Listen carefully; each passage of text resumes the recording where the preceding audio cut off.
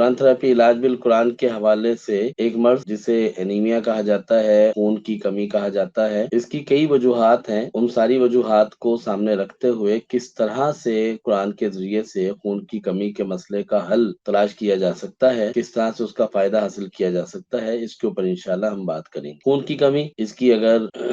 وجوہات کا ہم جائزہ لیں تو وجوہات کے اعتبار سے خون کی کمی کی ایک وجہ جسم میں خون کا نہ بننا ہے، اور خون کی کمی آئرن کی کمی کی وجہ سے بھی ہونے لگتی ہے۔ بعض ایسے امراض جس میں تلی متاثر ہو جاتی ہے، جیسے ملیریا ہو گیا اور مچھر نے کاٹ لیا، ڈینگی کی علامات واقع ہو گئیں، اور جگر کے اوپر ورم ہونے لگا، یرکان کی بعض علامات ایسی ہونے لگی، تو اس سے بھی خون کی کمی واقع ہونے لگتی ہے۔ خواتین میں اگر ماہانہ ایام میں فلو بہت زیادہ ہونے لگا یا استحاضہ کا عارضہ ہونے لگا تو اس کی وجہ سے بھی خون کی کمی ہونے لگتی ہے۔ جسم میں کسی انفیکشن کی وجہ سے خون جسم سے خارج ہونا شروع ہو جائے، جیسے دانتوں سے خون کا کثرت سے بہتے رہنا، پیشاب میں خون کا اخراج، بواسیر کی وجہ سے پخانے میں خون کا اخراج، یہ بھی ایک خون کی کمی کی بڑی وجہ ہے۔ خون کا کسی بھی وجہ سے جسم سے ضائع ہو جانا یہ خون کی بڑی وجہ ہے خون کی کمی کی۔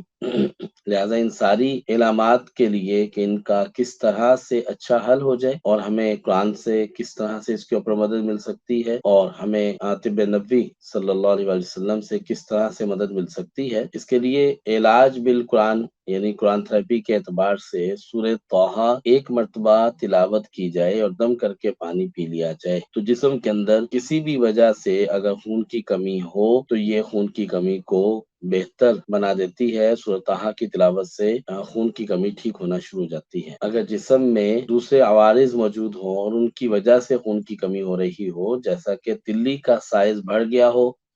بون میرو کی فنکشنل کنڈیشن میں کچھ ایرر آ گیا ہو، تو اس کے لیے سورہ صاد ایک مرتبہ تلاوت کریں گے اور دم کر کے پانی پی لیں گے اور اسے 21 دن تک کنٹینیو رکھیں گے۔ اور اسی طرح اگر جسم میں مجموعی طور پہ کمزوری زیادہ ہے اور خون کی کمی بھی ہے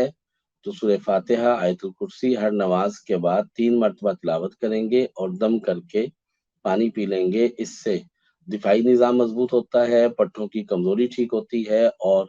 خون کی کمی بھی کنٹرول ہونا شروع ہو جاتی ہے۔ جی، طب نبوی صلی اللہ علیہ وسلم سے کون سی غذائیں ایسی ہیں جن غذاؤں کو ہم استعمال میں لائیں تو اس سے خون کی کمی ٹھیک ہو جائے گی؟ خون کی کمی ٹھیک کرنے کے لیے سب سے پہلے اور عمدہ جو چیز ہے وہ نبی کریم صلی اللہ علیہ وسلم کی نہایت پسندیدہ خوراک ہے، وہ ہے تلبینہ اور کھجور کا استعمال۔ روزانہ دن میں ایک مرتبہ اگر تلبینہ استعمال کریں تو اس سے مجموعی طور پہ خون کی کمی اور جو خون کی کمی کی وجہ سے مسائل پیدا ہو چکے ہوتے ہیں وہ اس سے ٹھیک ہو جاتے ہیں۔ اور کھجور کے استعمال سے وائٹامن بی، وائٹامن B12 یہ سبھی چیزیں بہتر ہونے لگتی ہیں اور اس سے بھی مجموعی طور پہ خون کی کمی ٹھیک ہو جاتی ہے۔ تو تلبینہ کا استعمال دن میں 1 سے 2 دفعہ کیا جائے اور 5 سے 7 عدد کھجور اگر روزانہ صبح کھا لی جائیں تو اس سے رفتہ رفتہ خون کی کمی دور ہو جاتی ہے۔ حتیٰ کہ اگر حاملہ خاتون کھجوروں کا استعمال کرنا شروع کرے تو اس سے پورے اس کے دورانیہ کے اندر اس کو خون کی کمی بھی نہیں ہوگی، اس کے جسم میں قوتیں بھی بحال رہیں گی اور بچے کی گروتھ بھی اچھی ہوگی اور اس کی نشو و نما بھی ٹھیک ہوگی اور بچے میں خوبصورتی کا عنصر بھی زیادہ ہوگا اگر یہ کھجور کا استعمال ریگولر کریں۔ وہ خواتین جو اپنی خوراک کے اندر کھجور کو شامل رکھتی ہیں انہیں پریگنینسی میں آئرن کی دوائیاں اور فولک ایسڈ کی دوائیوں کی ضرورت نہیں پڑتی اور ان کے جسم کے اندر آئرن اور فولک ایسڈ کی کمی بھی واقع نہیں ہوتی۔ لہٰذا اگر کھجور کا استعمال مستقل کیا جائے تو اس سے مجموعی طور پہ بہت زیادہ فائدہ ہوتا ہے۔ آج کل کے موسم میں اگر کھجور کو تربوز کے ساتھ ملا کر لے لیا جائے، ان کے تربوز کھایا جائے اور ساتھ کھجور بھی استعمال کی جائے تو یہ نبی کریم علیہ السلام کی سنت بھی ہے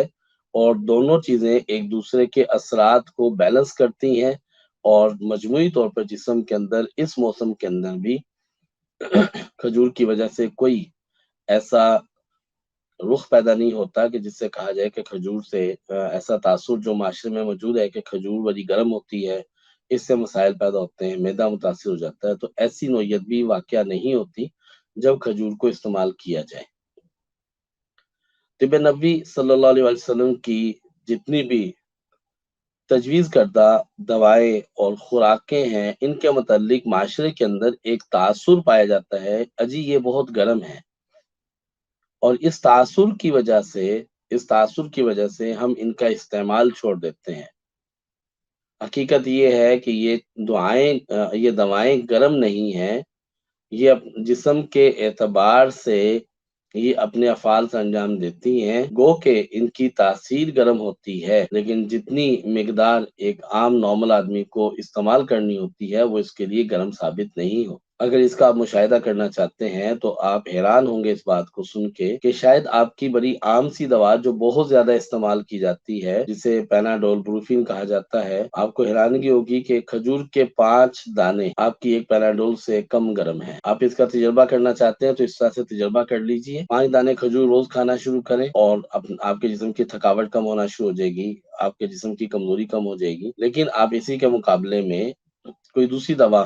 روزانہ کھانا شروع کر دیں تو آپ کو پتہ چلے گا کہ چند ہی دنوں میں آپ کا معدہ متاثر ہونا شروع ہو جائے گا، آپ کے معدے کے مسائل آ جائیں گے، تو واضح ہو جائے گا کہ کون سی غذا ایسی ہے جو معدے کو، گردے کو اثر انداز ہوتی ہے۔ آپ کوئی وائٹامن کی میڈیسن لے لے تو آدھے گھنٹے کے بعد یورین کے اندر اس کا اثر محسوس ہو جاتا ہے، یعنی کہ پتہ چلتا ہے کہ باڈی کے اندر جذب ہی نہیں ہوئی صحیح طرح سے۔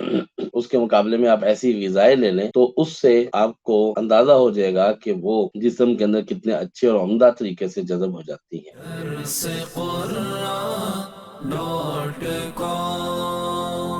www.darsequran.com